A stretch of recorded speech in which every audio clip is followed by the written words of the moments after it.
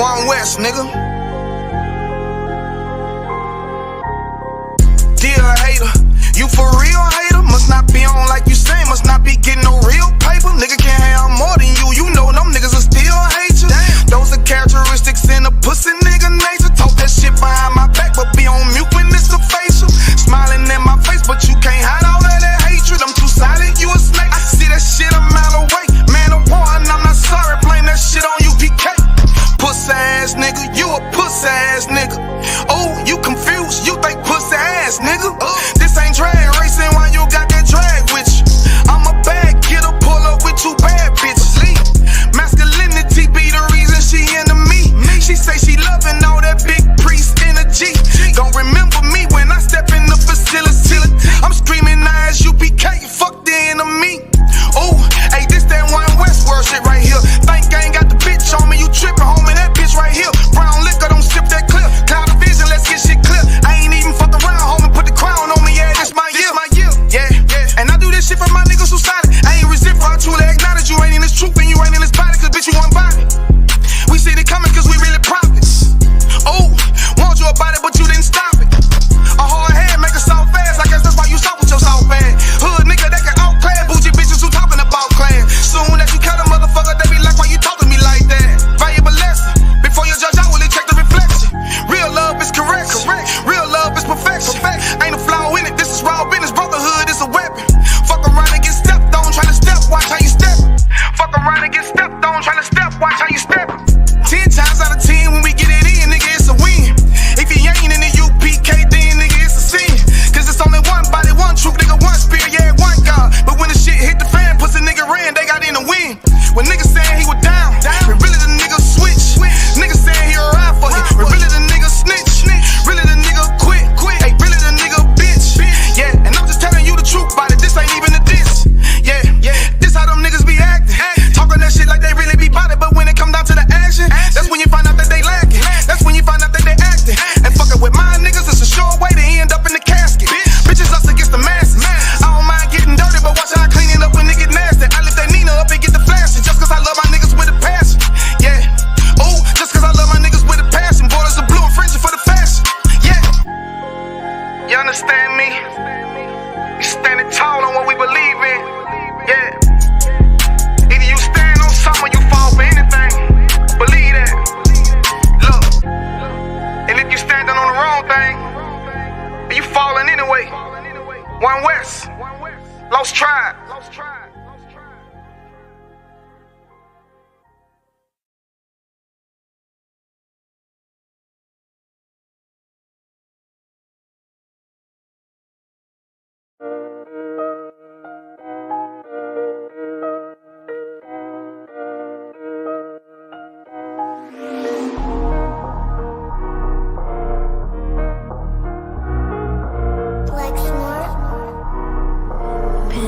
Kill the beat.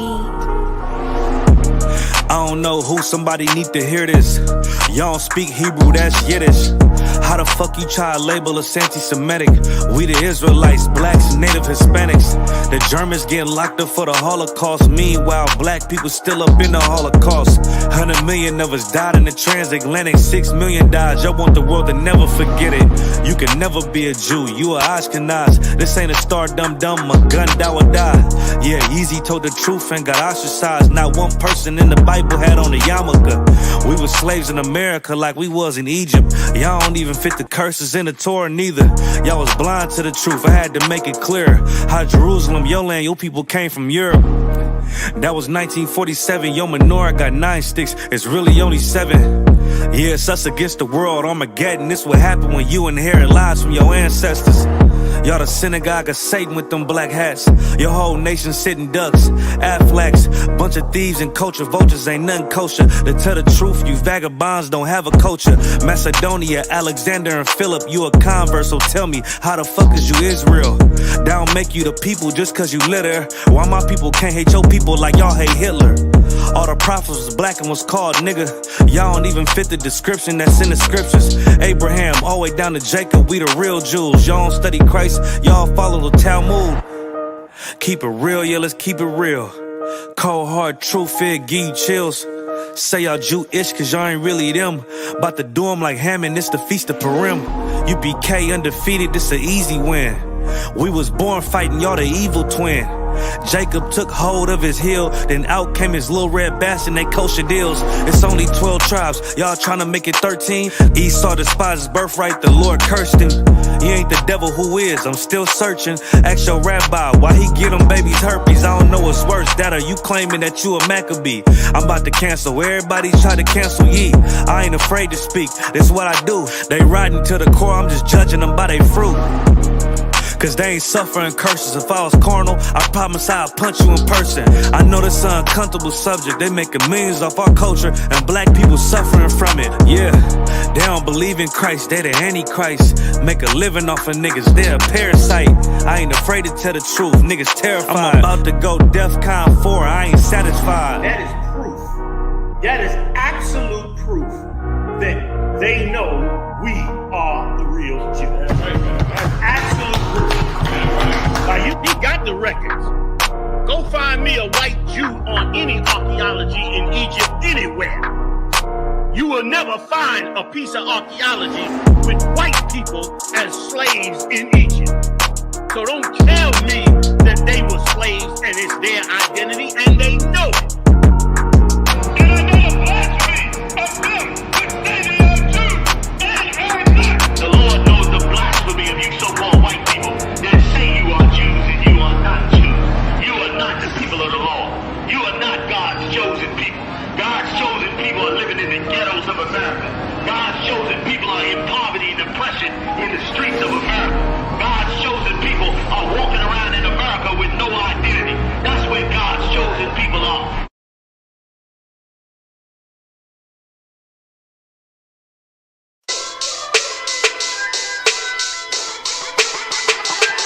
Right at it. What you talking about? Bars on. Hear the hunger in my voice, they used to tell me to speak up. The problem wasn't what I was saying, they couldn't keep up. Instead of moving around with some patience, they tried to speed up. It got colder than a bitter bitch, found me a way to heat up. What's a favor for a favor if we all didn't make it? Kept it 100 with everybody, but they just gon' change. I ain't get caught up in the hype, cause I ain't feel like I made it. Couldn't picture me here now, but here's your moment to frame it. And I ain't never understand that self-entitlement spirit. I felt your vibe, I don't wanna get near it. Before I made the appearance, I took a second, took a look in the mirror. This God, Lord, the only thing that I fear. Y'all got me fucked up. It's all passion, it's tradition, it ain't fashion. It's no action, they make threats and it's still passing. I think massive, no respond, that's still tact. Y'all should quit rapping. Cheap shots, I'm cinematic. I ain't average, I'm an overthrow fanatic. How I go, you lose and win like asthmatics. I got first, that's automatic. I'm the best in my division. In the ghetto like the pigeons, in the hood like the engine. You a bird for that chicken. I don't fake split decisions cause my mind made up, nigga. We in the end of time, but my time ain't up. Now when I was young and running wild and wide-eyed like a cabbage patch, I had to get it as vivid, adapted to my habitat. It's certain shit I won't do, certain shit you can't prove. My shit sound like a payday, yours like more when the rent. If I had $1 for every dime you counted, I would be broke. Watch it be close, got a better chance, boxing the ghost. And they know I'm raw, and they know the squad, and I'm feeling large, still in charge. I don't make a follow, I follow the law. Standing tall like they here on Mars. I just got a call from my bro, he behind the wall, he told me let it on. Niggas lying for some cat, I got a different line in me. Everybody intimidated, I got that God in me. You get focused on them downs, I'd rather keep my nine with me. Help me get this off the ground, just know you won't fly with me now. I try to make the news, I ain't playing by the rules. I've been trying to play it cool, but that ain't gon' be the deal. Y'all out here looking like fool. Home the truth, I ain't never had to choose. I'm trying to get beamed up, man, y'all trying to make the news. I ain't playing by the rules. I've been trying to play it cool, but that ain't gon' pay the bill. Y'all out here looking like fool. Home of the truth, y'all ain't never had to choose. Trying to get beamed up, man, y'all trying to make the news. Y'all ain't playing by the rules. I've been trying to play it cool, but that ain't gon' pay the bill. Y'all out here looking like fool. Home of the truth, y'all ain't never had to choose. Trying to get beamed up.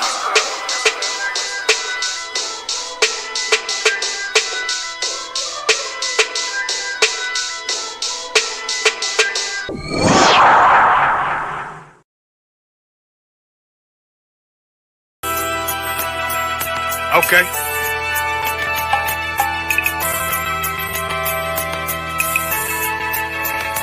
Homie, I've been wondering. It happened in Egypt with Pharaoh, with all the firstborn males. If they'd been born already, they wanted them drowned in the Nile. If they hadn't been born, Pharaoh wanted our children, our firstborn males, aborted. So when we are in this kingdom and our brother or sister is doing wickedly in this kingdom, we must tell them, look, the world is expecting you to stay docile, to stay stupid. That's what Christianity teaches our people. Teaches our people to hate one another and love the oppressor. Like, we'll never forgive one another for anything that another brother or sister do to us, but we'll forgive the oppressor in a heartbeat. There's something wrong with that, man. Imagine living your life as a whole Christian your whole life, and life's good because you're a Christian and Jesus is white and everything's going great, and there's a landslide and the earth opens up and you go downstairs and you walk through this place and you see a black Jesus, man. Why is Jesus Christ black with an afro in the catacombs, man? This predates the Renaissance period. So when you read the book of Genesis, the trees in the garden with other nations, a leaf, what does a leaf do to a tree? It covers the tree. So Adam took the covering of another nation. What's the covering of another nation? Their culture. So when the Most High saw him and said, yo, Adam, where are you, man? Why are you? Don't mean I can't find you. It means like who is this nigga? But where are you, man? I don't know you. Okay. So the ba al banya yasha'ala wa amarath alham wa aidya yahawah. The ba means speak. Al, when it's joined with something, so al banya means what? Unto, right? Excellent. So al, when it's joined with something, means unto. Banya means children. Yasha'ala is Israel. So unto the children of Israel. Like, if it's one thing a hoe gonna do, a hoe gonna hold. But you ain't, she can't hold if there's nobody to hold with. And the thing she said at the end, where she said, I went back and I lied to him and he still wouldn't do it. And then she threw up her hands and she said, well, he'll just be a brother. That's what they fucking need. That's brothers. Right. If we have more brothers, hoes like her wouldn't have no outlet. There was a man in the land of Oz whose name was Job, and that man was perfect and upright. There you go, the man called Job. I think Job is what, that afflicted. And that man was perfect and upright, meaning what? You can be perfect, man. Job was a man like everybody else, man. Job wasn't no angel, he didn't come from the heavens, and that man was perfect, meaning what? You can be perfect in the Bible. Being perfect is in the Bible. Had friends on my coattail way before Jimmy. Funny how the general ain't even see a penny. Better show respect, get smoked like a chimney. Keep my name out your mouth, don't even think it. Send a real Smith at y'all, know Jada Pinkett. Both ball heads, my grain of up 50. Lost my man to the game, that pain that stuck with me. Had to find a cheat code to the street though, cause them niggas getting foul, shoot you like a free throw. Keep spitting acid like a Mino, and the nigga be the nicest with a mean flow.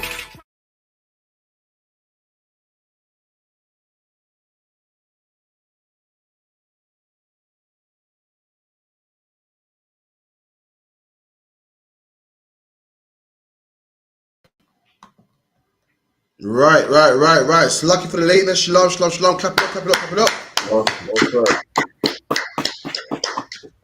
Also in Christ with the ISUPK, started out of 1 West, 125th Street, Harlem, New York, under Commanding General Johanna Salakim. You know what I mean? And from 1969, we've been teaching the truth according to the Bible that blacks, Hispanics, and Native Indians are the real Jews, man. You know that's what I've been doing. I got my powerful hitters with me. I got Officer Alban. Give him a hand. You know what I mean? I got a trooper Vidalia Allah from Leicester. I'm gonna clap it up, man. Right. Here, man. You know what I mean? Live on the UPK. You know, here, these men here, the Lord gave me these men to take the UK, man. The Lord commissioned these men, myself on the commander in Johanna, to take the UK, man. These men are some powerful warriors right here, man. If you're in the UK, you want to know God, you're only gonna know God by going to these men right here, man. Only these men right here have the truth, man. You want answers? You in Manchester, you go to Alban or to Zarp one. You in Leicester, you go to Ariala, you go to Vidalia Allah. Only these men got the truth, man. And with that, you have classes, quick announcement, classes at 394 Lodge Road, B18 5PW, Monday, Wednesday, Thursday, 7 to 9. Classes also online for Manchester, 7 to 9 on Facebook, Periscope, Instagram, TikTok. Make sure you log into that as well, man. Also at the Lashawan Kodash, which is support for progress. The Support for Progress building in Manchester every Friday, 7 to 9. Make sure you're there as well. Also, what else we got on the ends as well, 9 to 11. Make sure you look into that as well, man. Sabbath service also.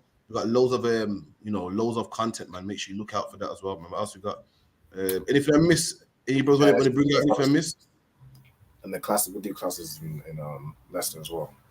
Class every other Saturday in Leicester as well. So make sure I get to that as well. And that's at the Caribbean Centre, Maidstone Road, LE20UA. So log into that also, yeah. 2 seconds, I can post start. With that, any questions? Can't, sir. I do have a scripture when you're ready. Say again? It's like I said, I do have a scripture if I could get a breakdown. Come on. Let's see what you got. The book of Philippians, chapter 3 and verse 15. That's crazy, man. I went to Philippians. You know, no one really pulls that book too tough. I can't even find it, man. It's Philippians chapter 3, so it's beside Ephesians and Colossians. It's in between those two. Ephesians. Okay, 3 and from verse 15 to verse 18. Or in fact to verse 19. Come on. Can't. Book of Philippians chapter 3 and verse 15. Let us therefore, as many as be perfect, be thus minded. Come on. And if anything be otherwise minding, it's like here. And if in anything ye be otherwise minded, God shall reveal even this unto you. Right. So what's that? What's it saying? This is what you need help with. God, I want to know what it's talking about in specific, like in this time, and then if you can use this to relate to, you know, what I'm saying like in these days, these you can obviously use it to you know, to cut Christianity and Islam and all those fake religions, but could you also use it to cut those break off, you know, fake Israelite groups? You could do. In the verse above, Paul saying like basically we got to be sober in the truth, strong in the truth, and it goes, all the brothers that are perfect. What does it mean to be perfect? To keep the law, statutes, and commandments. Right. So Paul said all the brothers that are perfect need to be just minded, meaning they got to have that same mindset. Need to be just like that. Need to be strong. Need to be diligent. Need to focus. So Paul said anyone that wants to be perfect, meaning anyone that wants to keep the laws, statutes, and commandments, needs to have the same type of mindset, man. Why? Right. Because you got the radio trying to sway you off. You got, you know, school system trying to sway you off. You got life in general and stress of life and work and the whole atmosphere. Everything in life wants you to sin, man. Everything, you take your child to McDonald's, man. McDonald's is so kid-friendly and nice, but yet they want your kids to have the sausage and egg McMuffin, man. You put on these shows, everything to teach, the whole air, the walls are teaching your daughter to become a whore, man. The air is telling your son to be a gang member and to be a sexual deviant and to experiment and paint his fingernails, man. That's why anyone that wants to be in the truth needs to be like-minded. Needs to be mind. Read that part again. The exact thing. Let me get the exact words about it. It says, "Let us therefore, as many as be perfect, be thus minded." Be thus minded, meaning let's us be minded like this. Thus means this. Mm-hmm. The verse above talks about being sober and diligent. I say anyone that wants to walk like this needs to be this minded. Needs to be minded like this. Needs to have this mindset. Needs to walk like this. Needs to think like this, man. Read. Can't. And if in anything ye be otherwise minded, God shall reveal even this unto you. What does that mean? So he says, if in anything, like if there's anything where you're not, you know, if you're not, according to what he said, if you're not sober-minded and you're not, you know, diligent, if you're not in that mind, this, like I just described, if you're not One West, like if you're not in that One West mindset, which is disciplined, it's you know what I'm saying, is keeping these law, statutes, commandments, having integrity, being, you know, a man of honor and honest. It's all these things that go into, you know, keeping the law, statutes, commandments. If you're anything other than that, like, you know, if you're a Christian who's just a hypocrite, or if you're a fake Israelite group who has no brotherhood, or, you know, if you're any of these things, like saying that the Muslim mosque, you have no brotherhood really because you'll sell drugs to your own people, then God will reveal that unto you. Absolutely.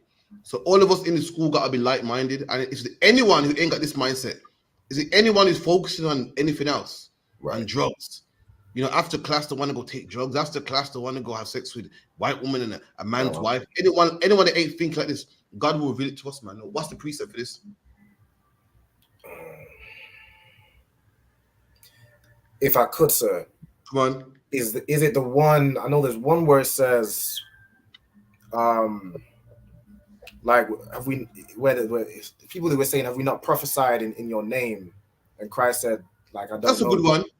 But this one's saying how God will reveal that there's some brothers in here that's phony. There's a perfect precept that goes with this. It's the contrary wise. Let me get that, bro. Contrary. This is the wheat. I'll get for time's sake the wheat and the tares. Can't. So if you could, Radar, get me Matthew 13 and 24. Matthew 13 and 24. Try to get a parable about the wheat and the tares, man. For anyone that don't know, wheat looks exactly like tares, look exactly the same. You can't tell. You see wheat.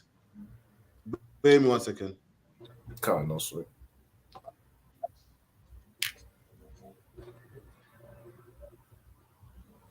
I'm looking. Can you man see me good, yeah? Can't, sir. I had a little glitch there. It's lucky. Yeah? For anyone that don't know, wheat looks exactly like tares. And there's only one way to tell what is wheat and what is tares. Does anyone know? It's like it says, is it by grinding it? Nah, when it grows, man. When it grows, you realize what's the wheat and what's the tares. And that's the parable Christ gave about this. The brothers in the truth, that you ain't got to go out there and spy on them and see what go on. It will grow and you'll see. Go, yo, you know what I mean? You'll see what it is, man. You'll see a brother doing stuff on the weekend that shouldn't be doing. You go, oh, okay, you're not about this, man. And God will reveal it, man. And that's what this scripture talks about. When it grows, you see that's wheat. When it grows, you say, oh, that's tares. But as seeds, you can't tell. They look exactly the same. And Christ gave a parable about that. Someone read that for me, Baba Kushar. Book of Matthew, chapter 13, verse 24. Another parable put he forth unto them, saying, the kingdom of heaven is likened unto a man in this field. Verse 25. But while men slept, his enemy came and sowed tares among the wheat. Right. So the kingdom of heaven is like a man. The kingdom of heaven is like a man that had good wheat in his field. And while men slept, they can hold up, put it back for now. Like I won't be able to. While men slept, the enemy came and put what? Tares among them, man. So imagine you got a field, a nice field, and you put good wheat. Wheat's gonna grow, it can turn into bread, salad, do good stuff. And while you're around, a man comes and put weeds among it, man. Weeds have no purpose, none. They do nothing. You can't eat them, you can't sell them, you can't make it into clothes or anything, have no purpose. A man come and put worthless tares, weeds among your good wheat, man. Read. Nice and strong. Verse 26. But when the blade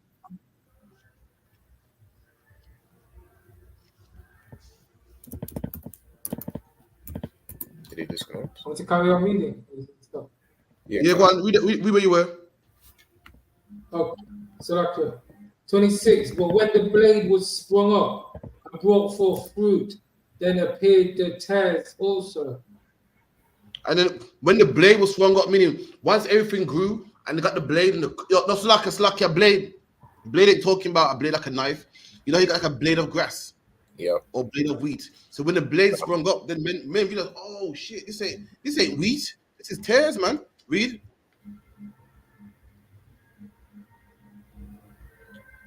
Verse 27. So the servant of the household came and said unto him, Sir, didst not thou sow good seed in thy field? There you go. And the servant said, yo, did you not sow good seed in your field? It's supposed to be a field full of wheat. Well, why is there, weeds in here and tares in here, man? Keep it in. I think there's a delay. Then all right, so luck. If you could, I think there's a lag. If you could just refresh and come back. In the meantime, we'll read on. So luck, yeah. Oh, God. Yeah, mad delay. If you could, right. Okay. No sweat. Rabbi, in the meantime, if you get that, Bob Kushar. Come. So Matthew 13 and verse 27. So the servants of the householder came and said unto him, Sir, didst not thou sow good seed in thy field? Come on. From whence then hath it tares? And the servant said, Sir, didn't you put good field didn't you put good seed in your field? So why am I seeing tares? Whenceforth is old English for why or wherefore. Read on.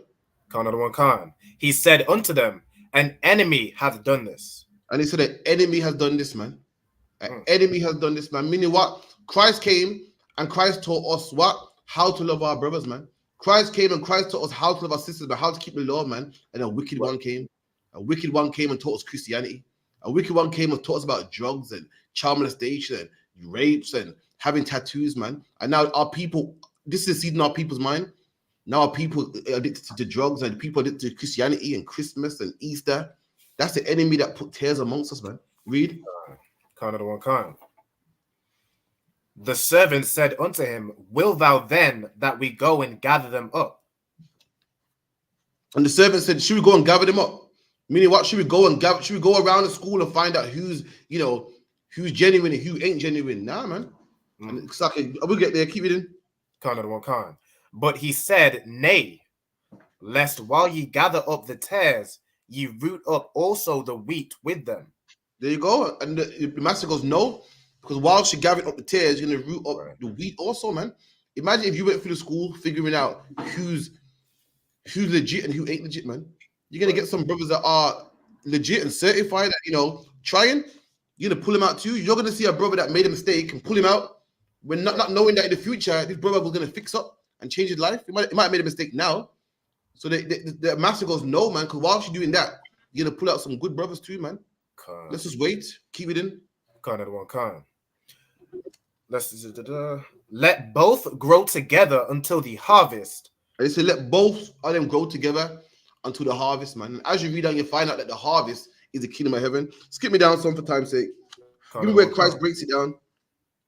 Is it the parable about the you want to break down? Same verse. Wait, what verse right now? 13 and what? Just read verse. I just started reading verse 30. Give me Is it from verse 37? No, there's a part where it explains. It says that the harvest is the end of the world, and the angels will gather them up. You got it, yeah? Yeah, come on. From verse 36. Then Jesus sent the multitude away and went into the house, and his disciples came unto him, saying, Declare unto us the parable of the tares of the field. He answered and said unto them, He that soweth the good seed is the Son of Man. There you go. This is how you know it's not talking about. When a lot of people break this down like Israelites mixing with other nations. It's not talking about that, man. It's talking about what is taught. He said Christ planted. He planted the good seed. Meaning what? Christ didn't plant Israelites. Christ taught Israelites.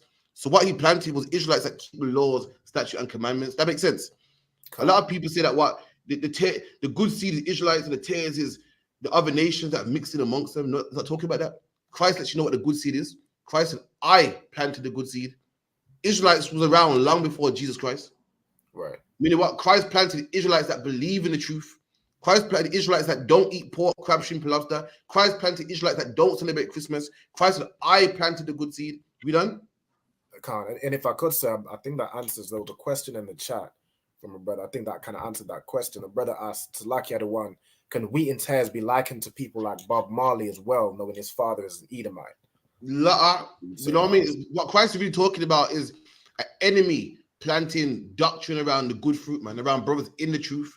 Like what Alban said, the wheat and the tares is like the UPK in 1969, keeping the truth, law, statutes, and commandments. And then here comes these purple guys, man, teaching that one. Now marriage is a piece of paper. You know, but now, you can rape women. And the Bible saying, don't go around there, find out who is who. The Lord will reveal it, man. And then people that believe in that garbage, they'll get kicked out, man. They'll do their own thing. They'll break off. That's what the Lord's talking about here. Christ said the good seed is what I planted. Israelites was around long before Christ came on the scene, man. Long before Yahushua. Yahushua himself was an Israelite. The seed he planted was brothers in the truth. And the tares is what? All these doctrines are flying around, man. All these Christianites, man, they're Israelites / Christians, man, mixed in. And, now you can do this. Now you can teach that. You know what I mean? Keep it in. Kind of the one kind. The field is the world. And the field is the world, man. The world that we live in. So there's brothers in the truth, which Christ planted. And where are they? In the world, man. In this wicked world full of Christmas and Easter and all types of stuff, man. Battling and fighting and going for what we read in Philippians, man. We got to have that light mind of being strong and sober, man. Read. Kind of the one kind. The good seed are the children of the kingdom. There you go. And the good seed are the children of the kingdom. You know what I mean? The Israelites that believe in the truth, laws, statutes, commandments, fighting us in the UPK. Read. Kind of the one kind. But the tares are the children of the wicked one. and the tears of the children of the wicked one. You know what I mean? You ain't got to be a white man to be a child of the wicked one. Right. What's the precept? Come on, guys. What's the precept? Come on, if I could say, is the one where it Come says, on. "Ye of your father, the devil." There you go, man. Yahweh said, "You are of your father, the devil," and he said it to Israelites, said it to black leaders, called them the father of the oppressor, man. Called him the father of the Romans. So you are of your father, the devil, man. That's all you gotta be. All you gotta do is be a Christian, man. To be a son of the wicked one. All you gotta be is be a Muslim, man, or a politician to be a son of the wicked one. You got to be Edomite. You know what I mean? If you follow that, if you follow the Edomites and love their culture, you can be a son of his also, man. And that's what the children are. That's what tears are. The children of the wicked one, man. Keep it in. The enemy that sowed them is the devil. There you go. Read the enemy is the devil, the oppressor, the deceiver, man. Teaching our people Christianity, Christmas, all that type of stuff. They're the deceiver. Teaching our people it's okay to rape now. It's okay for a man to be with a white woman. You know, God don't see color, man. Love is love, man. Love is blind. Everyone had saying before, love is blind. Love is blind, man. Love don't see color. All that stuff there, all them things there, deceive our people, man. And the devil puts it in our mind. We done? The harvest is the end of the world. And the harvest is the end of the world. When you read the parable, it talks about keep them together to the harvest. In the end of the world, read. And the reapers are the angels. And the reapers are the angels. Meaning what? We ain't got to go around and find out who's real and who's, who's certified and who's legit and who's really struggling and who's not. The angels will do it, man. We just teach. Brothers come to class. We don't say, "Your brother, listen, let me go for your phone. Let me go for that." You come to class, you learn, man. And if you're doing anything other than what you should be doing, like what you read in Philippians, it'll be manifest, man. Why? Because the angels will make it manifest. The reapers are the angels. When you reap something, you gather it in. If you plant potatoes, when you harvest it, I mean you gather everything that you planted, and then the reapers that reaped in the wheat and the tares are the angels, man. And black man, you leave it to the angels, man. Listen, it will get exposed, man. It will get someone will blow the whistle. You know what I mean? It'll come out on your Insta feed, come out on your Facebook feed. It will happen, man. All you gotta do is leave it to God, but don't make a brother fight and try to go for your phone and check this. You know what I mean? The Bible goes, leave it, let them grow together. And those that ain't real, those that are sinning, it will be made manifest, man. Keep it in. As therefore the tares are gathered and burned in the fire. There you go. And the tares are gathered together and burnt in the fire, man. Like if anyone that does gardening today, what do you do with the weeds, man? You pluck them up, gather them up, and you burn them in the fire. And that's what's going to happen to all the brothers and sisters that's not really in the truth, man. They're going to be burnt in the fire, man. Nuclear, thermal warfare, man. They're going to be burnt in the fire. Go back to where you was in Philippians, Slovakia, if you can find it. Good luck finding that. What's it? So he says in verse 15, let us therefore, as many as be perfect, be thus minded. Go on, be like-minded, be this-minded, think like this, read. And if in anything ye be otherwise minded, God shall reveal even this unto you. How's God going to reveal it to us? We just read it, man. The angels, man. The angels, man. The angels going to reveal it. It will come out and we know that you're not real, man. If anyone is minded differently to how we're minded, it will be what's the word I'm looking for? It'll be made manifest, Salakia. Keep it in. Nevertheless, whereto we have already attained, let us walk by the same rule. Can't read that again. Same thing. Read that again. Nevertheless, whereto we have already attained, let us walk by the same rule. Let us mind the same thing. There you go. So let us mind the same thing. The precept for this is what? Be like-minded, man. Let's mind the same things, all think the same, act the same. In the UPK, we all think the same. All of us have got one common goal, man, to raise up blacks, Hispanics, and Native Indians to our King Yahushua, man. We're all on one page. That's what it means to be one. When the Bible says that God and the Most High are one, it's not talking about they're the same people, man. Why they are the same? They got the same goal, like what we got in the UPK. How Paul instructs us, how Yahushua instructs us to be in the truth, also to have one goal, man, to think the same, one mind. Keep reading. That's right. Kind of the one kind. Brethren, be followers together of me. And Brethren, be followers together of me. And there you go, man. Listen, it goes, brethren. Paul said, brethren, man, meaning what? Paul is speaking to Chinese people, African people. He said, brethren, man, whoever he wrote this book to was his brothers. And you know, what did Paul say in the book of Romans, man? my brethren that are Israelites, man. Meaning what Paul speaking to Israelites, man. God. In the book of Romans, Paul referred to his brethren as Israelites. So Paul speaking to Israelites and brethren, be followers of me, man. Right. So hold on. I thought, listen, all my life in this truth, man, I've been told that it's wrong to follow a man. I don't follow no man. I follow the but I don't follow no man. But Paul saying, Paul just said, follow me, man. That's Ain't right. Paul a man? Why ain't this blasphemy? Hold on. All of a sudden, it's not wrong to follow a man. If we in the UPK are breaking the laws of God because we follow a man, then you're breaking the rules too. Because Paul said, be a follower of me. It is not wrong to follow a man that follows God, man. That's right. When the Bible says don't follow a man, it's talking about a man that don't follow God. Talking about a man that's some politician that don't believe in God, or some religious leader that don't believe in God or follow God. He's saying, woe to that man. But a man that follows God, if you follow a man that follows God, guess what? You ain't even following that man. You're following God himself. That's right. Paul said, be a follower of me, man. Follow me. Why? Because Paul follows God. And if you follow Paul, you're following God, man. Read on. Right.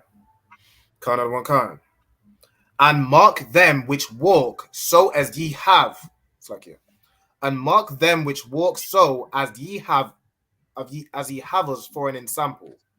Read it one more time. Kind. Brethren, be followers together of me, and mark them which walk so as ye have us for an example. There you go. And Paul said, mark them that walk as we walk for an example, man. You see some brothers in the truth, man, and they walk a certain way, act a certain way, and they got good reputation, and the walk like how we've been taught to in the truth. But you mark that brother, man. You say, you know what, that's a good brother right there, man.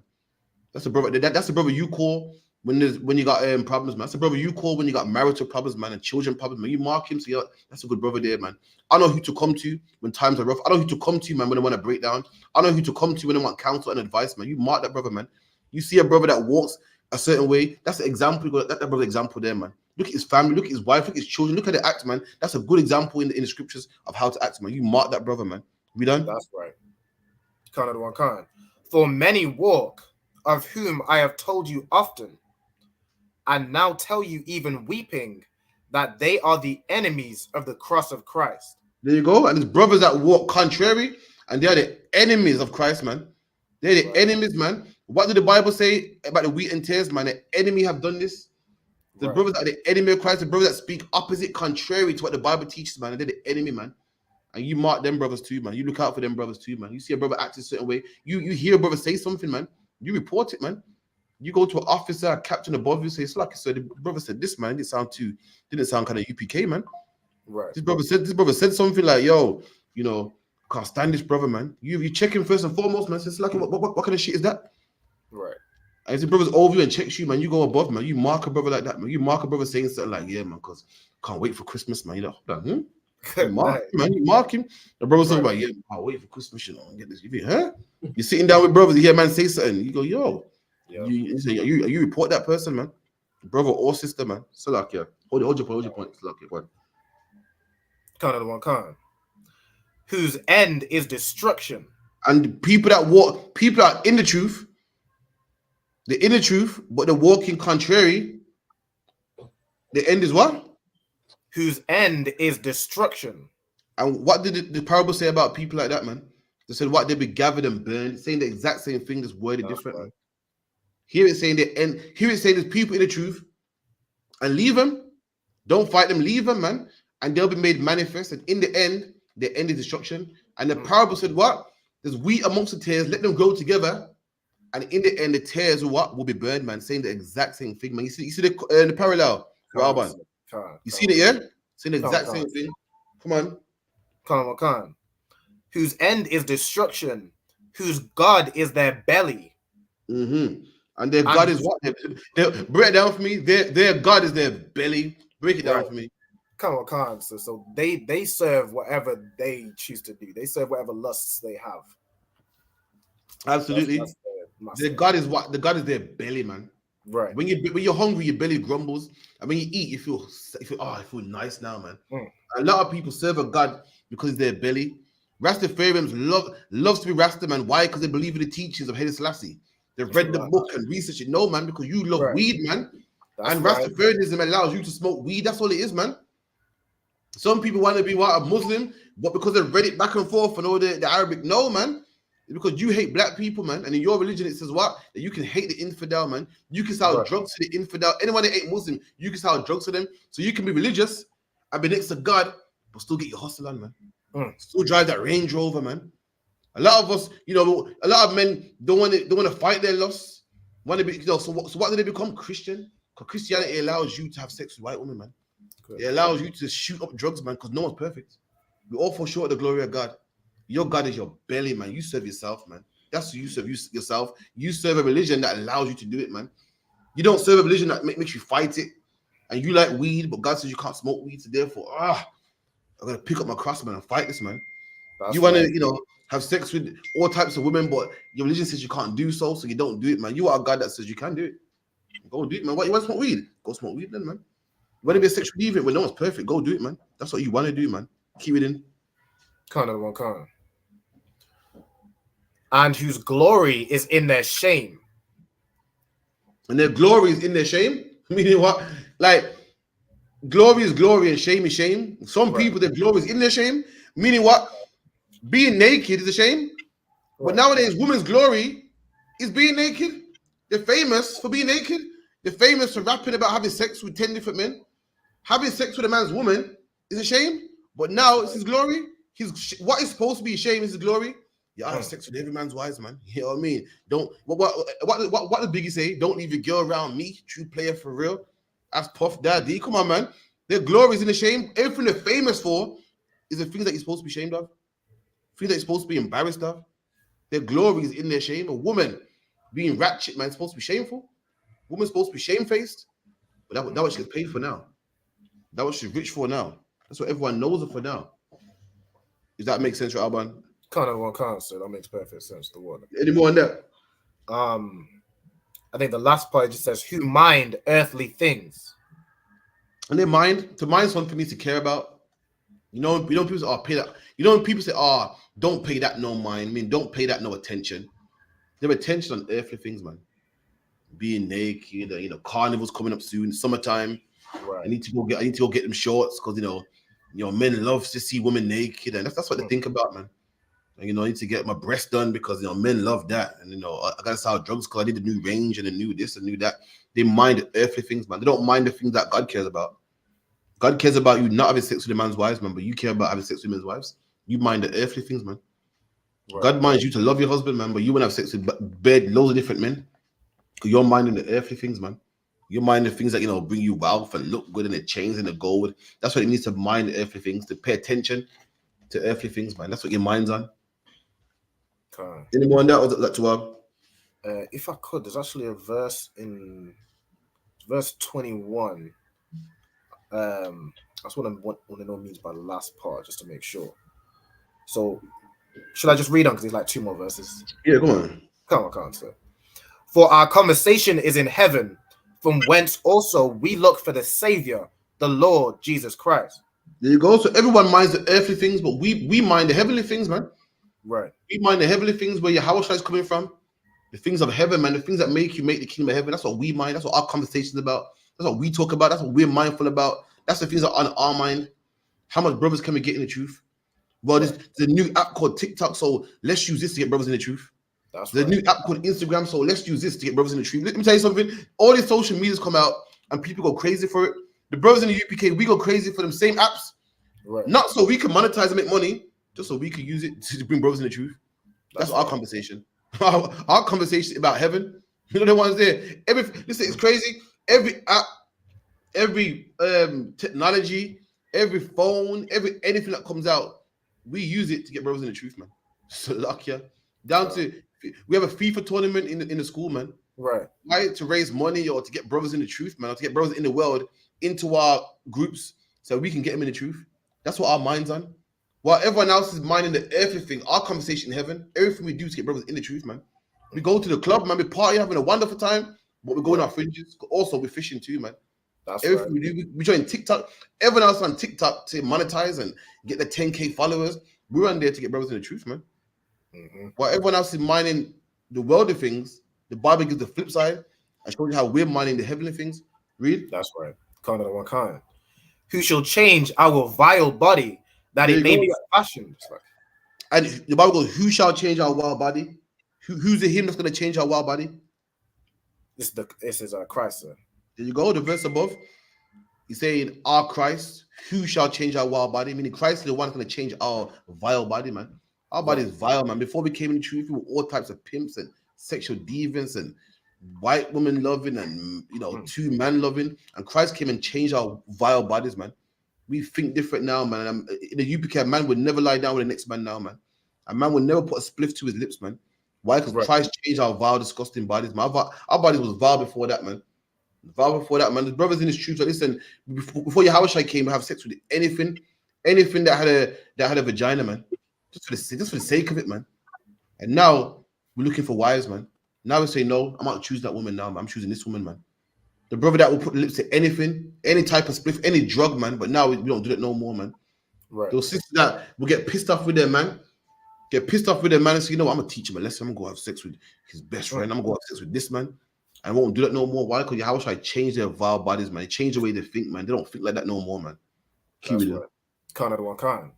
That it may be fashioned like unto his that it may be fashioned like unto his glorious body. Break that part down if you know what it means. What's his glorious body? Come on. So is that saying like that our vile body, like the old man that is now dead, we're now being fashioned like unto his glorious body, we're now being fashioned like unto Christ. That's right. But why does it say Christ's glorious body? Because Christ didn't sin. That's true. What he's talking about when Yahushua died, when you read about Revelations, verse 1 about 13, talking about Christ his face shone, and he had a beard, white like snow. That was Christ's glorified body when he went to the heaven. So see how it make a comparison, the same way you was saying you was vile, but now your body's clean like his glorified body. His body went to heaven. You see how his body was nice and glorious, with the gold belt on and the white hair. You're like that now. You're like his nice glorified body, man. You used to be a drug dealer no more, but now you're not. Your body's clean like his nice glorified body. That's what it's talking about. Keep it in. So if I could, it's like stressing the contrast between how you used to be and how the truth has changed. It's the contrast is, imagine you're a disgusting person, right? Who you used to be, and then Christ's glorified body, not Christ's regular body, his glorified body. Right. Saying that was you. Now you like him. You like how he was when John saw the vision, glowing, eyes red, face shone, brass, glowing, looking good. That's you now, because you put the weed down and pork down and crab and Christmas and Easter and tattoos down. You feel me? According to the working whereby he is able even to subdue all things unto himself. There you go, man. And Christ is able to subdue all things by himself, man. Take over all things by himself, man.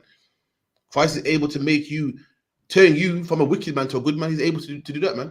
And that's why we got to come to the truth. That's the whole point of that chapter. Any question on that regardless, or that's what? If I could, so on the last part where it says to subdue all things unto himself, is that referring to like temptations of sin? Subdue meaning what? It's talking about how we was a disgusting person back in the day and we changed. Right. And Christ is able to subdue things. Subdue means to hold something down. Okay. Christ is able to change us. Who we used to be, held it down, got rid of it. He can do that. He can make you a brand new person. Right. You feel me? Like when you go, for instance, you go to you're a man, you're a murderer, you go to jail, they lock you up. You come out of jail and try to get a job, you can't get a job because you get passed, because your DBS check. Christ is able to subdue that. He's able to make you a brand new person, like you've never killed nobody in your life, and change you for the kingdom of heaven. He's able to subdue that. He's able to take your filthy body away and make you glorified. He can do that. Anywhere else, it won't happen. Anywhere else in life, it won't happen. Anywhere else, like this, if you kill somebody and you go to the judge and go, your judge, 20 years later, you go to judge, I killed someone 20 years ago, but I'm changed now. He don't give a damn. You go in jail, man. Right. Christ is able to subdue what you done in the past and say, you know what, you're free, man. Let it go, man. Only he can do such thing. You feel me? That's what he's talking about. Any more questions? I'll start with the question. Like when Christ comes back, will Israelites who are not in truth be like killed as well? And would there be any chance for them, like obviously like children, like disabled, but would there be a chance for those who are not in truth? So it's just, the question is, when Christ comes back, would brothers in the truth be killed? No, but the outside the truth. Outside the truth be killed on his return? Or and the answer is yes. Someone get me that scripture, man. Prepared for the devil and his angels, man. And also, someone get me that the wheat and the tares, man. We read the wheat and the tares. What happens to the tares in the parable? They get gathered and burnt up alive, man. Brothers that don't want to come in this truth. Now is the time to repent, man. Now is the time for mercy. When your house shall come back. That is it, man. If you're a Christian when the time Christ comes back, you're going to be put to death, man. If you're a black man, you're a Muslim, you're a dot in your forehead. When Christ comes back, listen, you will be unalive, man. And if we die, get that scripture as well, man. Those my enemies that I should not rule over them, man. Let me get that one real quick. Let me know what you got, right, Alban. Lucky. The one you wanted was it? What's that? You said prepare for the. Prepared for the Satan and his angels, I think it is. Radar, give me Luke 19:27. All right, Alban, get me 1 second. Okay, Matthew 25 and 41. No, it's not the one you It want. says prepared for the devil and his the everlasting fire prepared for the devil and his angels. Is that the one I want? Let me see. That ain't the one I want, Salakia. Well, give me the one. Give me the one you got, Radar, if you could.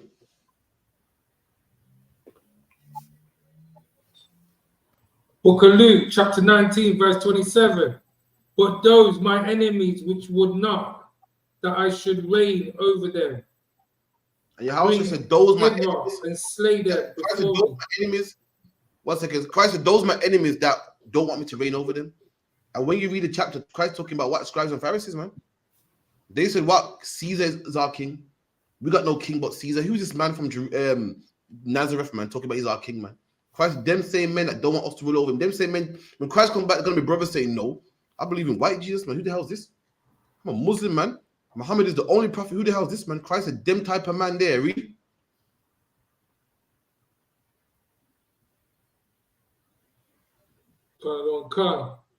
And when he had thus spoken, he went before.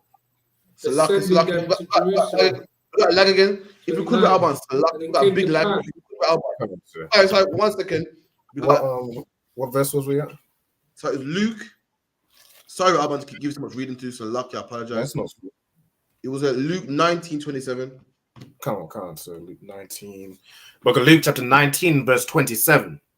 But those mine enemies, which would not that I should reign over them. There you go. And the enemies that don't want Christ to reign over them, man. The blacks, Hispanics, and Native Indians that love the oppressor, man. They love Caesar Borgia, man, who allows them to smoke weed, allows them to be sexual deviants, allow them to be whores and eat pork and crab, shrimp, and lobster. They love him. And they don't want Christ to rule over them. So, nah, this ain't my king, man. My king is, Egyptology, Rastafarianism, Haile Selassie. Christ said a man like that don't want me to rule over him. Read. Khan. Bring hither and slay them before me. And Christ said, bring them Muslims over here, man. Bring them black Christians over here, man. Bring them black Egyptologists over here, man, and slay them before me, man. That's crazy, that is.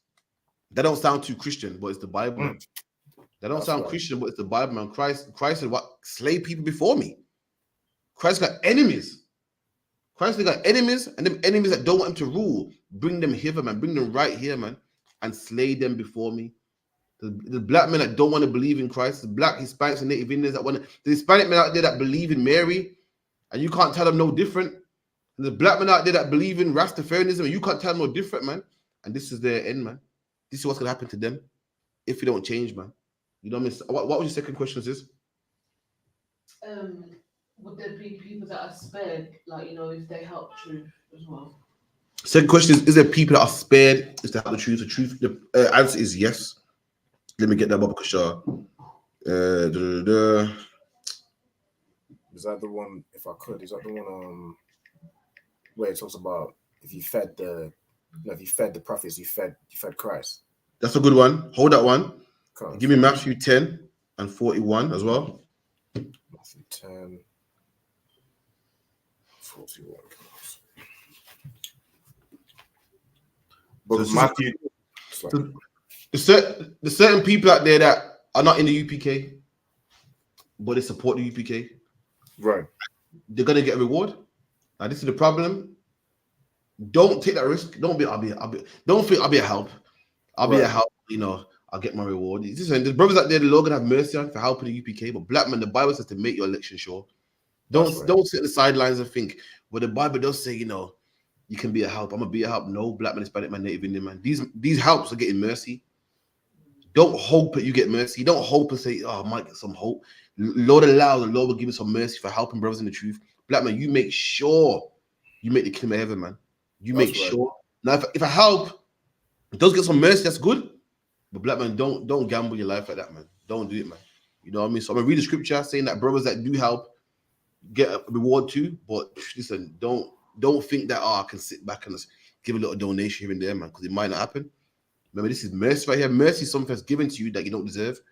Right. You might not get it, man. You might not get it, man. Read that Bible, Kashar. Can't. Book of Matthew, chapter 10 and verse 41.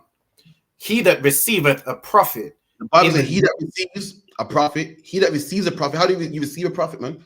Receive him in your house, donations, feeding brothers, looking after brothers, housing brothers, braiding brothers' hair. You're receiving him. A prophet speaks to you, and you go, okay, I understand that. That's you receiving a prophet, man. And looking out for him, looking after him. That's a brother receiving him. You know, in opposed to a brother rejecting him. A brother that rejects you now is a brother that don't listen to what you got to say, don't change his life, don't help you, is against you, speaking against you. You know what I mean? Flagging all your videos. Right. You know what I mean? Flagging, putting negative comments in all the truth videos. That's someone in opposition. And the opposite of that will be someone receiving you. Someone who agrees and supports and give donations and press like sometimes and shit and helps out, man. Read. Right. Can't.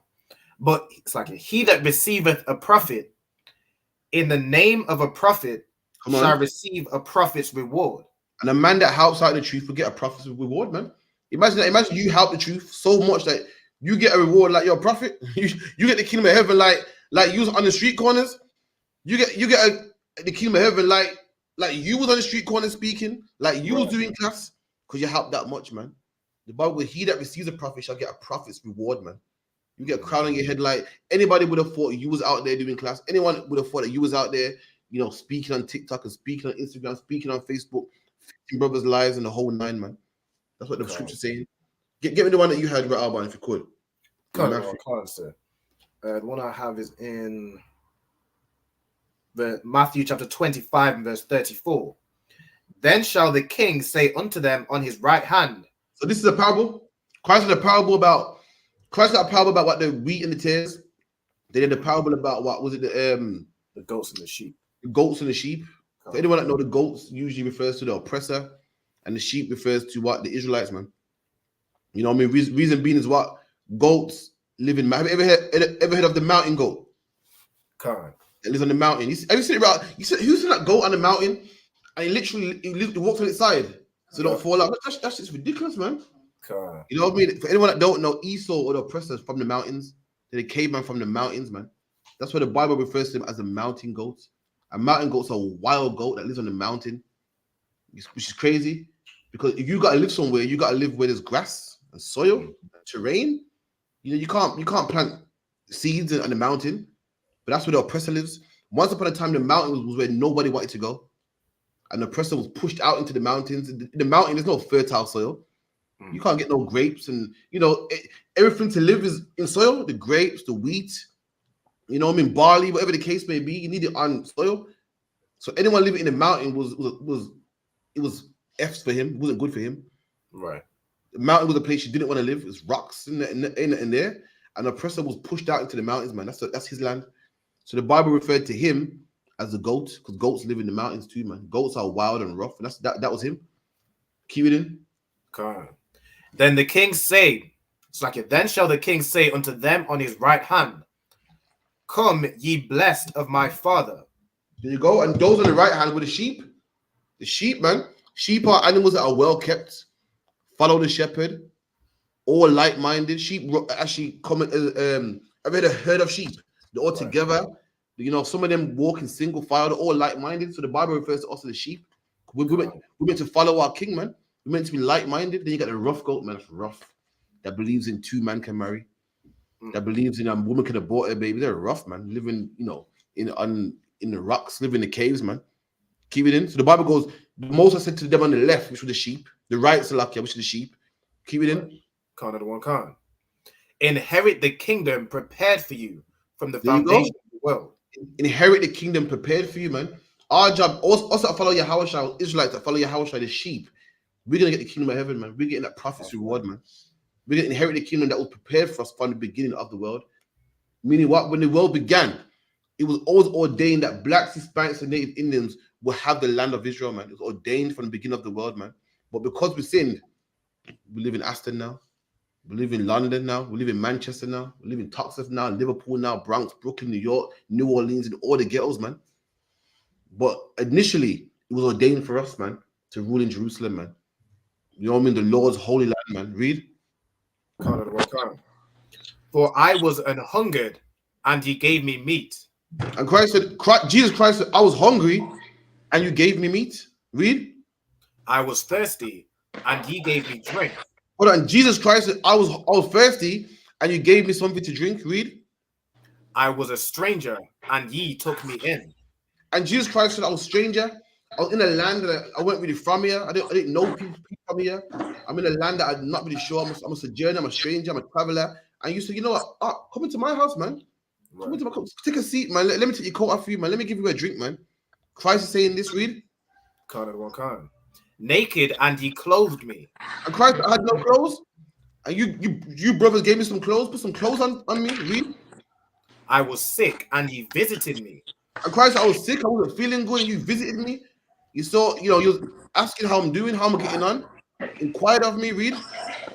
I was in prison, and ye came unto me. I was in prison, locked up, man. And you came and saved me, man. Help me out. Read. Then shall the righteous answer him, saying, Lord, when saw we thee and hungered and fed thee?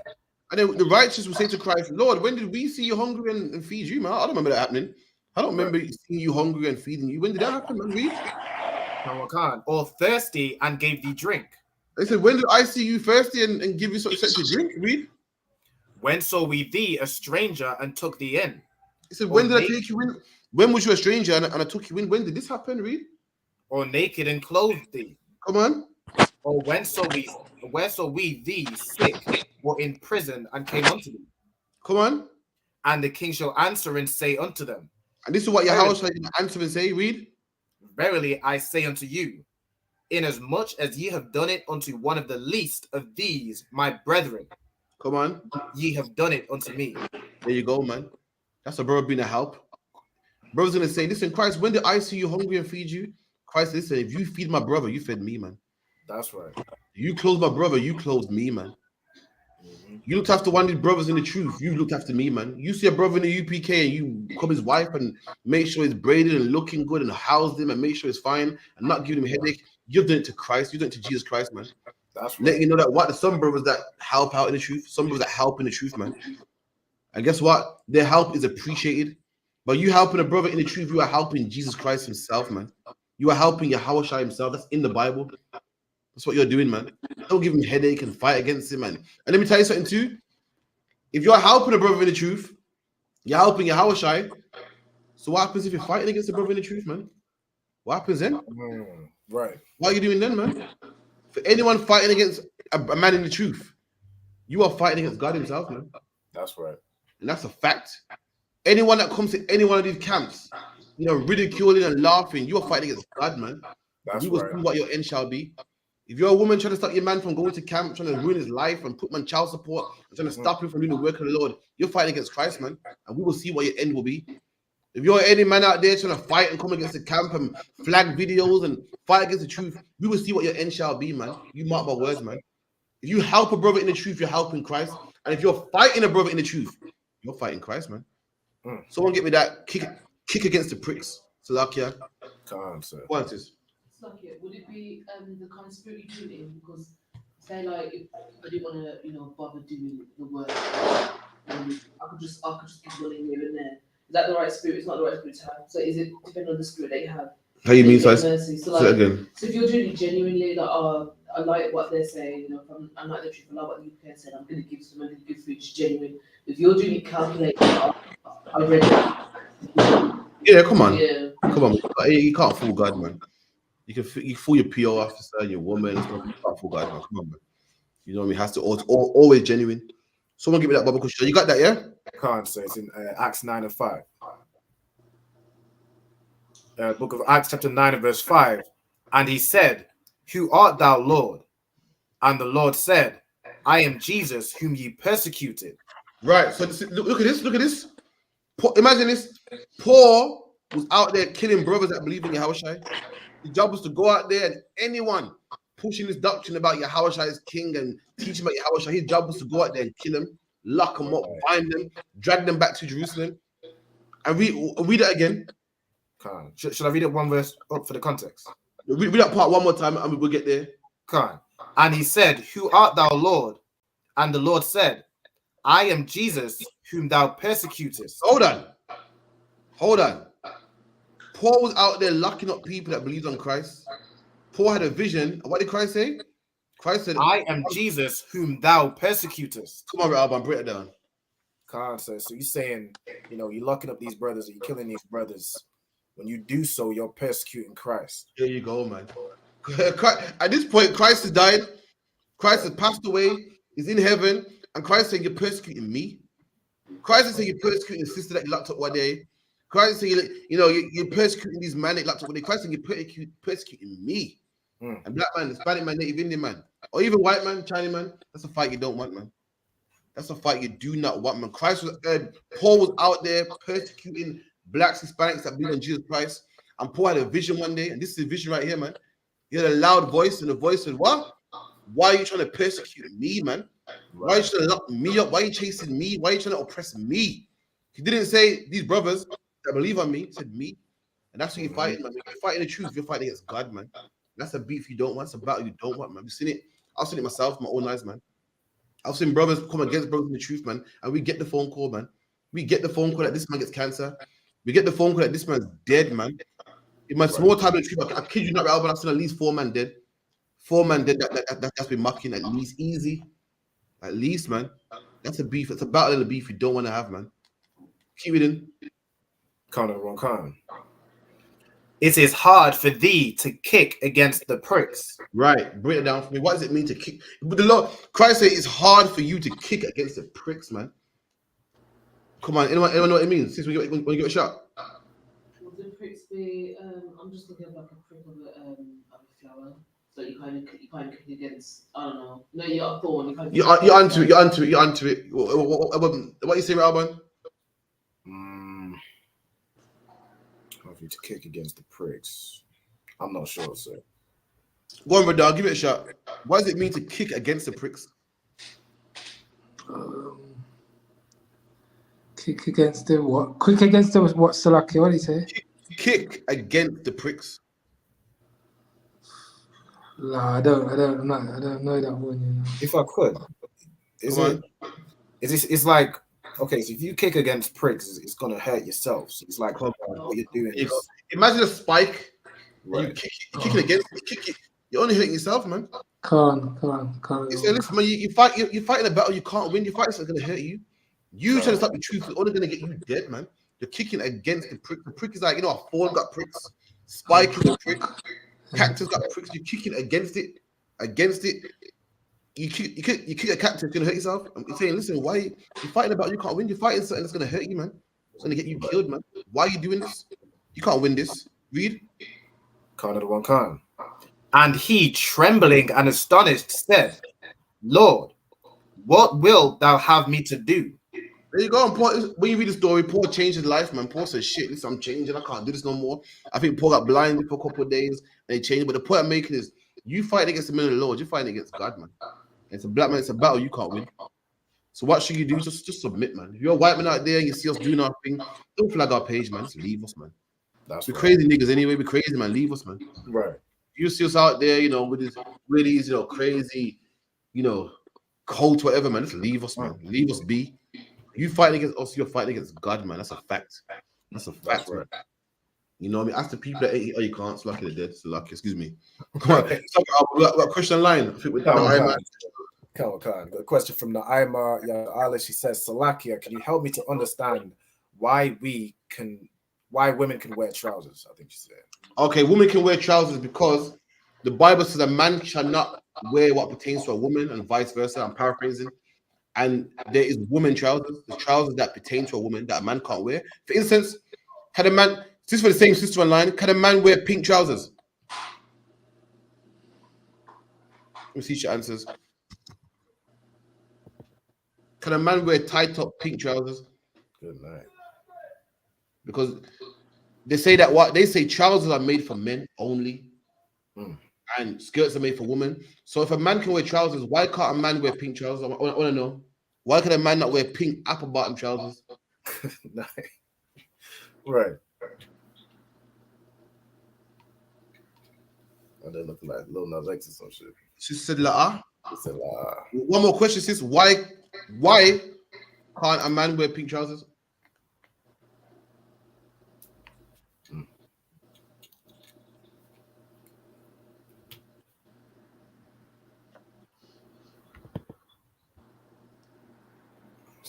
I'll let you answer.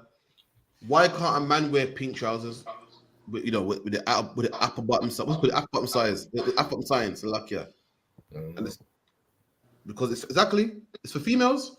There's trousers made for females, and there's trousers made for males. When the Bible said a man can't put on a woman's garment, meaning what? You shouldn't see a man. I think, is that a woman? Is that a man? Right. It shouldn't be blurry. For instance, you got shoes. Shoes are for men, and the shoes for men, and the shoes for females. Shoes ain't for men only. There's coats for men, there's coats for females, and there's trousers for men, trousers for females. That's just how it is. Even in the time of the Bible, there was certain. And what's crazy? What blows my mind? You know what's crazy? Fake Israelites say that a man. They say women shouldn't wear jeans, shouldn't wear trousers, they shouldn't wear skirts, and if it's cold, they can wear leggings. Right? Now, isn't leggings trousers? Right. It's the same thing. Isn't leggings trousers, but with like cotton material? Say what? They go, you can't wear jeans, shouldn't wear, it's forbidden, but you can wear tights. Like, isn't tights trousers? Don't you pull one leg through one tights, then the other leg through the other foot of tights? It's the exact same thing, man. So why do we wear skirts and dresses in school? Like So the sister asked, why do sisters wear dresses in the school? And the answer is because it's uniform. Right. Meaning what? The white man got a dress code. You can wear shorts, a t-shirt on a casual day, but when you go to work, you better make sure that suit and tie comes on, man. And the UPK, same thing, man. Any brother, any priest in the UPK, when it comes through these doors, have a headpiece on, boots on, fringe jeans on, man. Must have it. Every sister must have a head covered. I have a dress. That's the reason why. When you come in the UPK, you must have a skirt or a dress on. Now, in your casual day, you want to work out, whatever the case may be, or you want to go to the store, you make sure you have you wear trousers if you want, as long as it's not too revealing, too tight up. Speak to your husband, speak to man the truth. But when you walk through the doors, you make sure you have a uniform. That's right. I'm still giving that scripture in the Bible, man, where Aaron had the cloak on, man. Aaron was dressed appropriately when he came to do the work of the Lord, man. But sis, hope that answers your question. Okay, that's what it is. Certain Israelites don't know the Bible. They think they know everything and they think they know it all. When it goes, a woman should not wear that pertains to a man. It's talking about a woman should not have the spirit of a man. Cross-dressing. That's what it's referring to. You shouldn't see a woman like a tomboy. Imagine this: a woman can have a baseball cap and look feminine. That same baseball cap she can have on, turn it to the back and look masculine. He's not talking about what you're actually wearing. He's talking about the spirit behind it, how you wear it. You feel me? A man and woman can have the same shoes on, the exact same shoes, but if you're wearing it in a masculine way, then you're wrong. You feel me? A man can have earrings. Earrings is love for a man. But then they can have them long door knockers that a woman can have. All of a sudden, it becomes unlawful. It's more the spirit behind it, not the physical thing that you're wearing. It's like this. And I was going to say about the piercings, like, is this moving spirit from man to have like tongue piercing or I don't know. That's disgusting. That's disgusting. But the sister goes, a man having a tongue piercing. Ugh. So this is so nasty. Start hearing this. I don't know about that one, sir. I don't know about that one. Imagine that you're at camp with a brother, gets really loud, and the Lord said he sees his mouth Good open. night. I don't know about that one, sir. You got pecked out, man. Suspension right there. So luck. Yes, right. I know there's a law against it, but I ain't speeding. I don't know about that one, sir. Not in here. So luck. Yeah. Go on, read that. Read that, Baba Kushar. Like I said, I'm trying to find the verse. Sorry, what did I call for? It was the one you wanted on Aaron. You said he was dressed appropriately. Okay, give me Aaron's cloak or something like that. Let's see.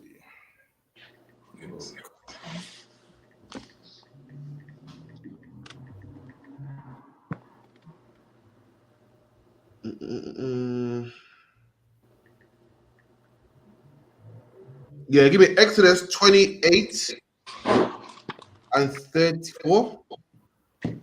Just 28. I'm asking wife for that, trust me, man.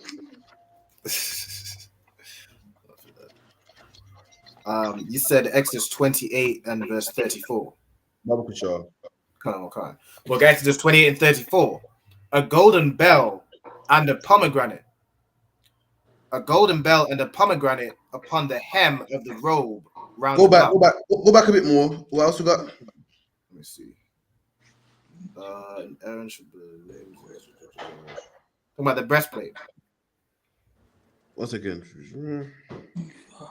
You know what? We where you at. So a golden belt. Aaron should have a golden belt around his waist and a pomegranate. Keep reading. And it shall be upon Aaron to minister. There you go. So it be unto Aaron. This garment shall be unto Aaron to minister. Minister needs to work. Aaron shall have a golden belt on when he's working. Read. And his sound shall be heard when he goeth in unto the holy place before the Lord. So Aaron will go into the temple, and there's a part of the temple where no man can go but the high priest. And when Aaron's in there working, you hear him dangling. Ling, ling, ling, ling. You know, if anyone goes in the holy place in the temple and they're not allowed to go there, or they're not ordained to go there, they will drop dead. So Aaron got a bell on him. So that if that bell starts ringing, you know he's dead. You can pull it. The Bible goes, there's a rope around his waist. You can pull him out and put the next priest in there. There's a bell around his waist. He got a pomegranate. When you read it, it talks about the cloak he has on. Keep it in. And when he cometh out, that he die not. There you go. That he die not. That he don't die. Read. And thou shalt make a plate of pure gold. A plate of pure gold, man. Pure gold means it's not diluted. It's not gold plated. They ain't got a bit of silver, a bit of metal. Straight 100% gold plate, man. Read. And grave upon it like the engravings of a signet. Come on. Holiness to the Lord. Imagine you got a gold plate, thick gold plate. Let me tell you something about black people, man. Black people weren't flashy yesterday, man. Black people been flashy, man. That's right. When you read the Catholic Church is some tramps, man. Some tramps in the Catholic Church they wear dirty white robes. And they got a rope for a belt. And they're disgusting, nasty nuns, right? They're nuns that are just lost in for man, talking about how the celibate man, they're roasting. What they called? The Catholic nuns that are roasting. Right. In rags. Where the Bible goes, a man of God is meant to have gold on him. A man of God ain't meant to be no nasty rags, man, with a rope around his waist, man. Meant to be in gold, man, looking good, man. That's how our priest look, man. Our priest look good, man. Had a golden plate. And in that plate was engraved. You know how you engrave a ring? You put Mr. and Mrs. Johnson. In that same golden plate, we had engravings in it too, man. And this is what our engraving said. Read. Holiness to the Lord. And we had a gold plate, our priest had a gold plate, and in it was engraved holiness unto the Lord, man. You know, anyone can't do that, man. Somebody with skill had to do that. You have to pay someone with skill to do that, man. Meaning what, the clothes that we wore was expensive, took time and effort, man. We weren't no rags. You see them popes up. You see the popes? Them popes and them deacons and them little bishops, man, in the Catholic Church, man. What they got on a potato sack. Some potato sack with a road, man. My favorite movie, Ralph, you might be too young, but one of my favorite movies was Sister Act, man. Sister Act, man. And listen, if you know anything about Sister Act, Father Maurice used to wear potato sack, man. Right. You know, priest of God, man. The priest of God look good, man. Keep it in. And thou shalt put it on a blue lace, that it may be upon the mitre. And this priest had a mitre too. Had a headpiece on, looked good from head to toe. Had a gold plate, a nice cloak, golden bells when he walks. Read. Upon the forefront of the mitre it shall be. Imagine that, man. Imagine you got a mitre, and right here in the center, you got a big gold plate, man, engraved on it. Holiness of the Lord, man. Looking real, man. I saw the brother in Passover with a gem in his forehead, man, and then the meat as well, man. Don't quote me. I swear I saw it. I'm probably tripping though, but I swear I saw it, man. Keep it in. I gotta get some John that says Kodash La Yahweh. That would be cool. Come on, man. Okay, come on, Khan. And it shall be upon Aaron's forehead that Aaron may bear the iniquity of the holy things. Come on, keep it in. Which the children of Israel shall hallow in all their holy gifts. Come on. And it shall always be upon his forehead that they may be accepted before the Lord. Come on. And thou shalt embroider the coat of fine linen. They got a coat of fine linen. Linen is expensive to this day. Imagine the Bible talks about linen breeches. For anyone that don't know, breeches like trousers or underwear. So I went online and tried to buy a pair of linen breeches, and this time our bundle was £30 for one pair, man. So I'm used to getting I'm used to getting 3 in a pack from Primark for £5. These man talking about £30 for one pair. In 2024, linen is still expensive, man. Still expensive. Linen. The man got a linen coat on, man. Keep it in. And thou shalt make the mitri. Thou shalt embroider the coat of fine linen, and thou shalt make the mitri of fine linen, and thou shalt make the girdle of needlework. What? A girdle too of good needlework, man. Meaning what? Someone that with the skill of sewing had to make this, man. Read. And for Aaron's sons thou shalt make coats, and thou shalt make for them girdles, and bonnets shalt thou make for them for glory and for beauty. There you go. Look at that, man. Aaron's son had coats on them for glory and for beauty, man. For anyone talking about, you see, you men are vain. Listen, the Lord, ain't it around with what it look nice, man. The Lord said the Lord didn't make these garments because they they're holy and they glow in the dark and then it runs away demons. God just wants priests good, man. That's simple as. That's right. Black man ain't nothing wrong with looking good, man. Let me tell you something, black man, despite my native, man. The next time someone goes, yo, the trains are good, man. Where'd you get them from? Black man. I'm telling the black man say, yo, these are old, man. Yo, these are old. Stop it, man. I want black man say, yeah, they're bad in it. Yeah, I bought them to look good, man. Ain't nothing wrong with it, man. Ain't nothing wrong with a man seeing your garments. That garment's fire, man. Stop it, man. I'm sick of it. For too long, black man saying, what is here, man? Look at old something, man. Listen, I want black man to go, yeah, I like them too, the bad I like. I saw them on the shelf. I had to buy it, man. God said he wants the priest to look good. He said he made his garments for beauty, man. Skip down to the part that one. Give me verse 40. 45. No, give me 40. Hold on there. 43. Or is it verse 42 where it says the breeches? No. The part where it says, 41, I think. 41. And thou shalt put them upon Aaron, thy brother, and his sons with him. There you go. So Aaron and his sons would wear this, read. And shall anoint them and consecrate them and sanctify them. Come on. That they may minister unto me in the priest's office. There you go. That they may work for me in the priest's office. The point I'm getting is Aaron had a dress code. There's a certain way he could dress in the week, as long as it was lawful, as long as Aaron weren't wearing no pink jeans and no dress, he could wear whatever he wanted to wear, man. It could look rough. But when he was doing the work of the Lord, he had to come correct. And likewise, sister, when you come in here, you better put a dress on. When we come in here, every man must have a headpiece on. Every man must have a garment on. When you do the Sabbath service, you must have a garment. You must have a girdle around your waist. You must have it, man. That's how it is. The oppressor, when you go to slavery, you can't come casual. You can't come casual. You must be dressed up, man. You must have a shirt on. Probably your shoes, or you might get away with the black trainers these days. But you can't come in Jordans.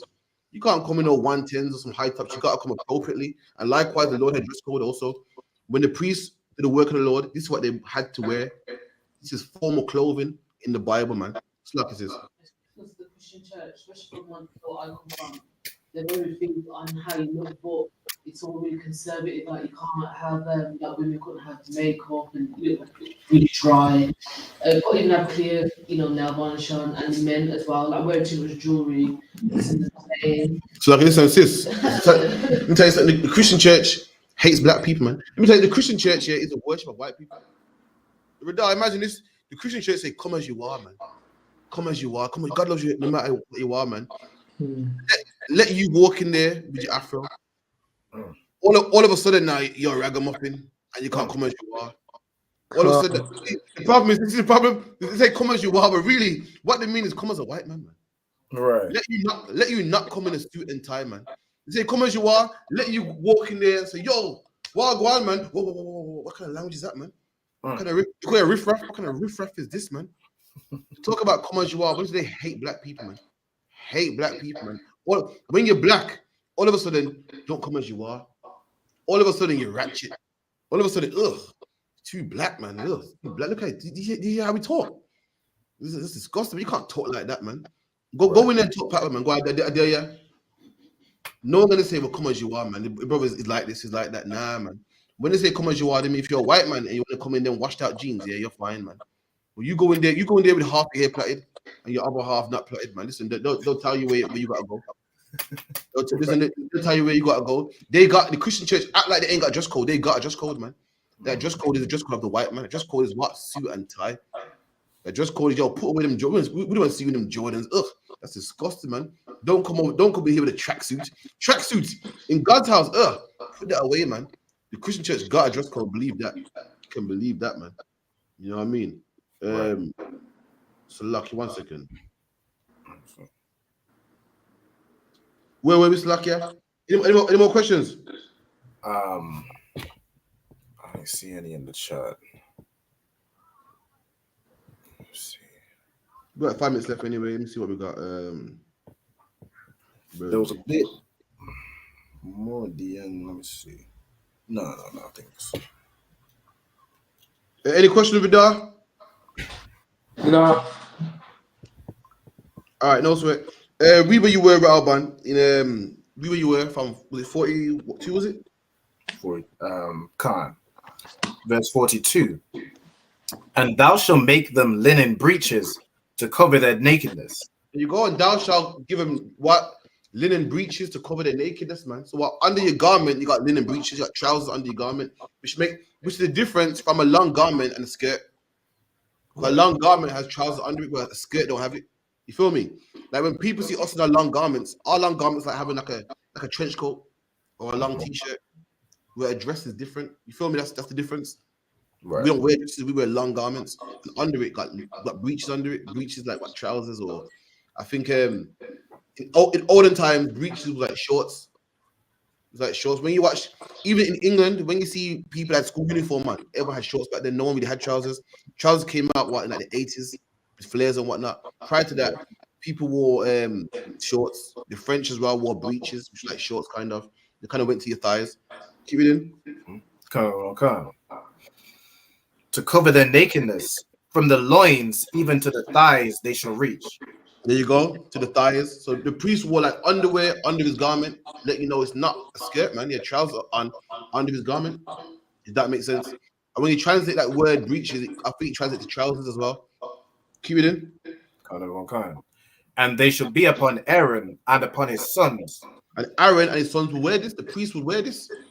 They had a strict dress code. The priest, just like what? If you went to the bank and you saw a man without his tie, you'd be like, what the hell is this, man? You went to the bank, to get a loan, you saw a man in a t-shirt without a jacket, you'd be like, what the hell is this, man?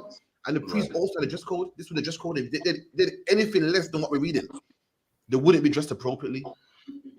They'd be ill-equipped to come to work today. Keep it in.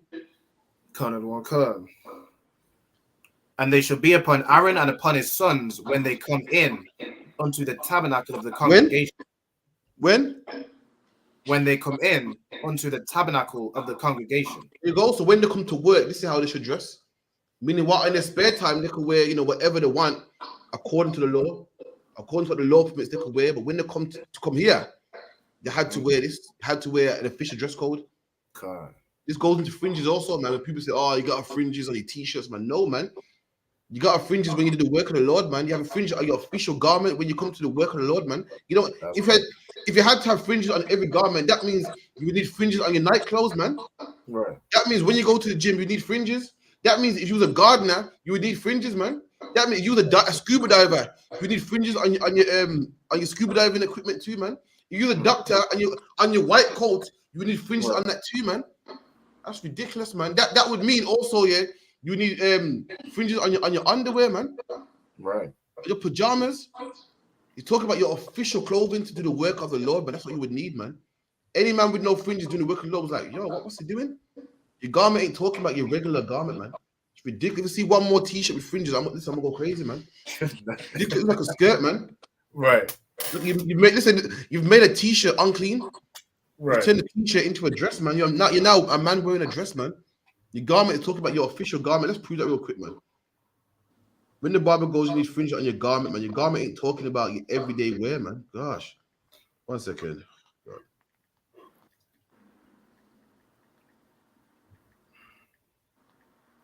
Last scripture album. Give me Matthew 9.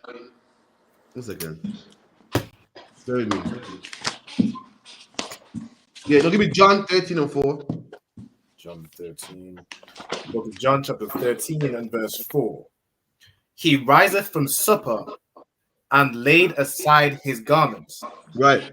So Christ got up from supper, from dinner, and took off his garment, man.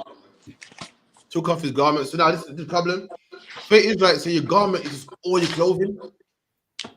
Your garment is all your clothing. If your garment is all your clothing, then what's the problem with the scripture, Rabban? Can't. So then if Christ took off all his garments, then that means he was naked in front of everybody. Which there you go, man. So that would mean Christ is naked right here. Right. Which is against the law. Which is against the law. Christ was not naked, man. Christ is washing his disciples' feet, man.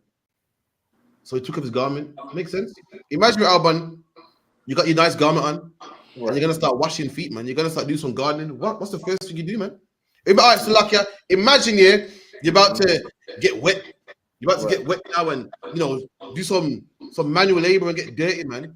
But you got on a nice pair, fresh pair, man, of Jordans, man. What's the first thing you do? Go take them Jordans off and put on something. What Christ did. Christ was washing the feet of the disciples, and he laid aside his garment, man. First, he would take his garment off, man. Didn't want to get it wet, man.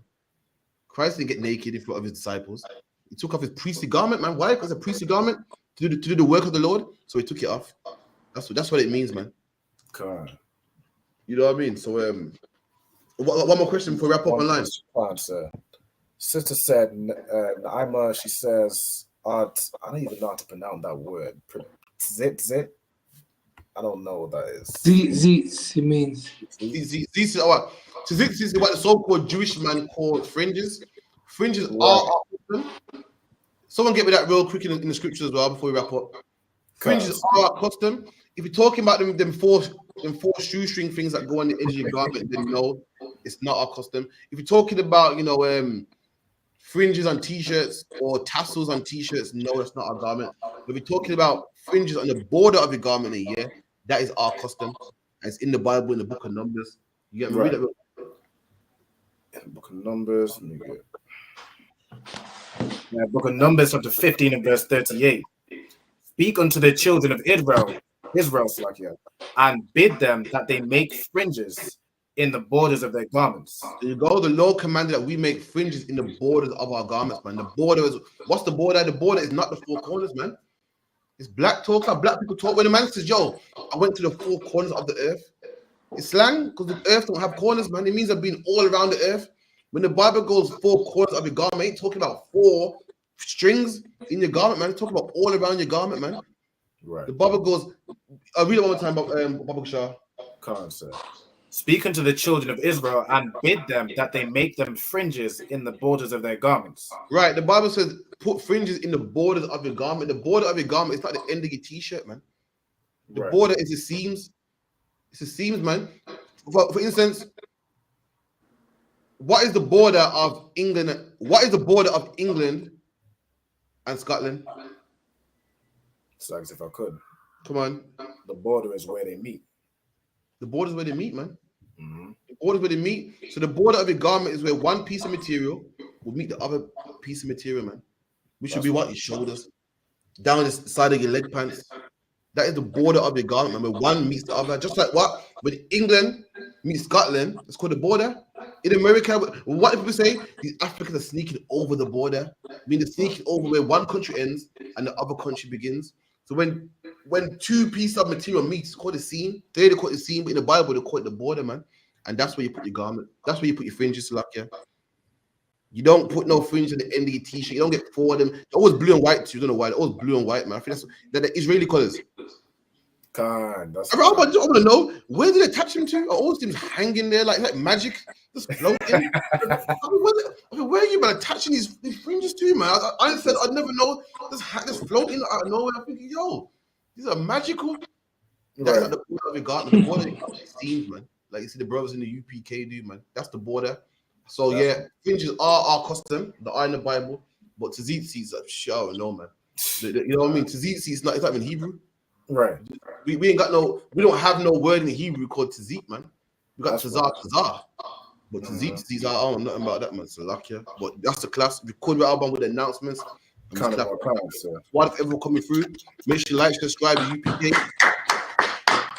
Hello for peace and profit with Alban with the announcements and the salute. Come on. If I could say, could I get the word for fringes in the Hebrew that they butchered? Come on, if you could. Can't say Salakia. I just had to, I'm saying he was going. It's Tazaya Taza. That's what they say is Tazitzi. Tazaya Taza. Tazaya. What, Tazar? I thought it was Tazar or I don't know. You're just a Hebrew specialist. You would know. Correct. It's Tazaya Taza. It's Tazaya Taza or Tazaya Taza. Tazaya Taza. Come on. All right, got the announcements right here.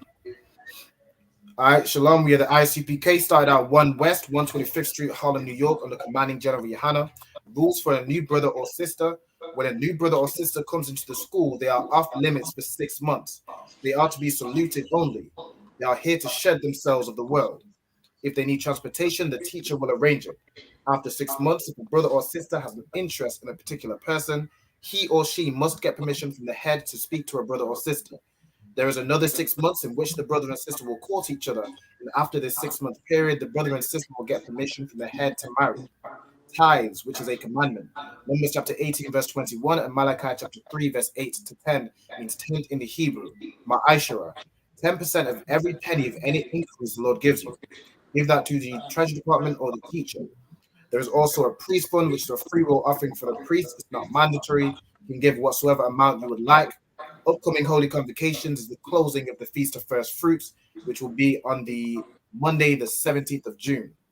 All Akim and Aquas, remember to check the bulletin board in the hallway. And if anybody was to be a trooper in the school, start wearing all black. That's boots, shirts, pants, headbands, and scarf. And with that, I'm Madiam. The teacher, I got the Karathya 1 courtesy salute. So, ye men of Israel, I'm Madiam Shabbath. I'm Madiam, Barak, Yahweh Hashem Yahweh Yad Yamata, Sa to turn to face sisters. Ye men of Israel, I'm Madiam. I'm Madiam Shabbath. I'm Madiam, Barak, Yahweh